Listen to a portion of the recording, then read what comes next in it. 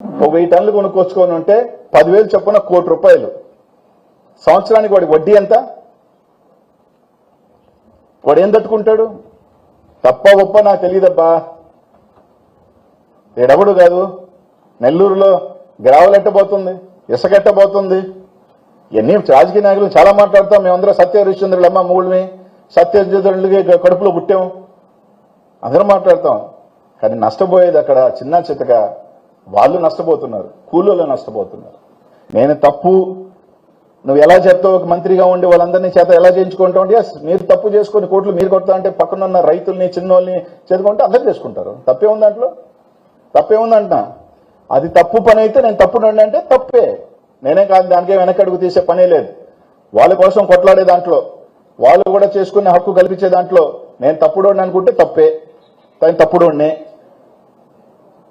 నేనేం కాదన్ను.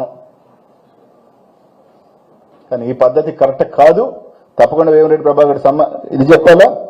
ఇదే విధంగా మా నాయకుల మీద పెట్టినట్టే వేమిరెడ్డి ప్రభాకర్ రెడ్డి మీద కూడా కేసు కట్టాలి. ఎందుకు కట్టరు? ఎందుకు కట్టరంట?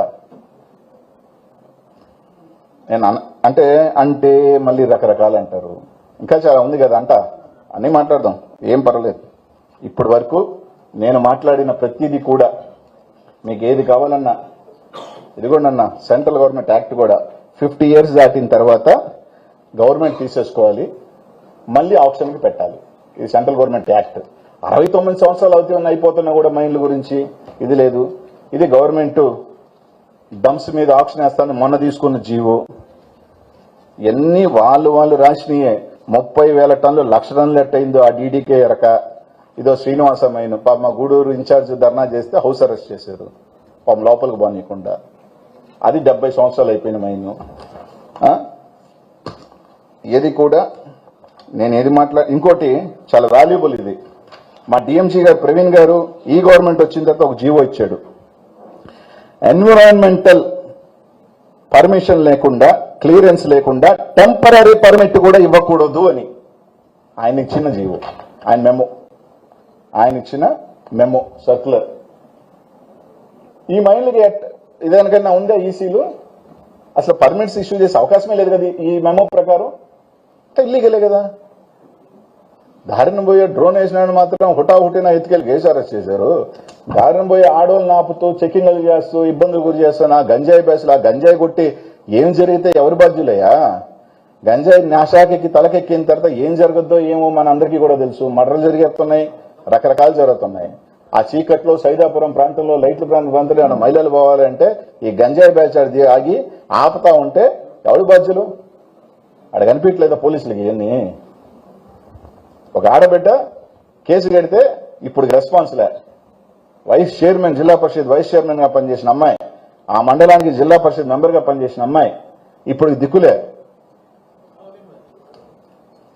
ఇంకెవరిని అడగాలంటే అడగచ్చబ్బా.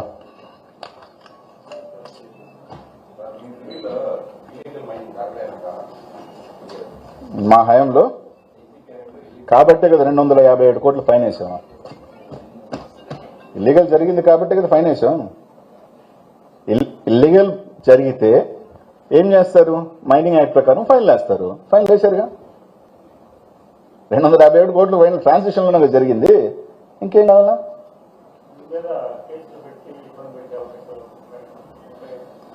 ఇంత మాట్లాడిన తర్వాత తప్పకుండా వాళ్ళ ప్రయత్నాలు వాళ్ళు చేస్తారు. రకరకాలు చేసి అన్నీ చేసి వాళ్ళు ఆడుతూ ఉంటారు, వీళ్ళు ఆడుతూ ఉంటారు, వాళ్ళు ఆడుతూ ఉంటారు. లోడితే లోడుకుని డబ్బా. నేనేమి ఈ భారతదేశంలో కేజ్రీవాల్, చంద్రబాబు నాయుడు, జగన్మోహన్ రెడ్డి, అమిత్ షా, జయలలిత వీళ్ళందరికన్నా అతీతుడిని పెద్దోడిని ఏం కాదు కదా. అర్థమేంటది? కాబట్టి నాకేమి ఇబ్బందిలే. నేను చేసేది రైట్ ఆర్ రాంగా. నేను ఈరోజు 10 మంది బాగుండాలని కోరుకున్నా. 10 మందికి అది తప్ప ఒప్ప నాకు తెలియదు. 10 మంది అవకాశాలు ఉన్నప్పుడు 10 మంది సంతోషంగా ₹4 సంపాదించాలని కోరుకున్నా. దానికోసమే ఈరోజు కొట్లాడుతున్నా. వాళ్ళు ఏదో కేసు కడతారు, నా మీద ఇది పెడతారు. బంగారంగా కట్టినప్పుడు చాలా మంది ఈరోజు చాలా మంది సిండికేట్లో తిరుగుతున్న చాలా మంది చాలా అకౌంట్లు బయటకు వస్తాయి. చాలా ట్రాన్సాక్షన్స్ బయటకు రావచ్చు. అందరూ అతిథులు కాదు.